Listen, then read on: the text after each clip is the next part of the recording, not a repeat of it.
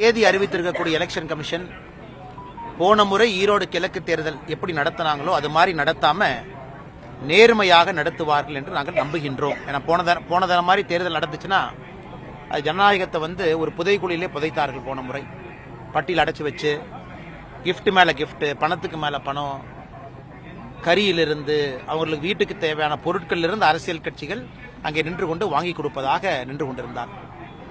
இந்த முறை ஈரோடு கிழக்கு தேர்தல் கான்ஸ்டிடியூஷன் படி அது நடத்தப்பட வேண்டும். இன்னைக்கு டெல்லிக்கு அறிவிச்சிருக்கிறாங்க, அதே நேரத்தில் ஈரோடு கிழக்கு அறிவிச்சிருக்கிறாங்க. நேரம் இருக்கு. பாரதிய ஜனதா கட்சியை பொறுத்தவரை என்டிஏ கூட்டணி இல்லாமல் இருக்கிறோம்.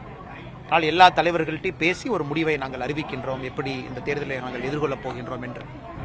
அதே நேரத்தில் இந்த முறை தமிழகத்தில் சிறப்பு கவனம் கொடுத்து தேர்தல் ஆணையம் ஈரோடு கிழக்கு தேர்தலில் ஒரு கடிவாளம் இட்டு, எப்படி ஒரு குதிரை கடிவாளம் போட்டு கண்ட்ரோலில் வச்சிருப்பாங்களோ அந்த மாதிரி தேர்தல் நடத்தணும். ஏன்னா மக்களுக்கு ஃபெட்டிக் ஃபேக்டர் வந்துடும். ஈரோடு கிழக்கை பொறுத்தவரை 3வது தேர்தல் எதிர்கொள்றாங்க. 2026 4வது முறை ஓட்டு போட போறாங்க. அதனால் எங்களுடைய நிலைப்பாட்டை விரைவில் நாங்கள் அறிவிக்கின்றோம். 10ஆம் தேதிக்கு மேலே தான் கெசட் நோட்டிபிகேஷன் வருது.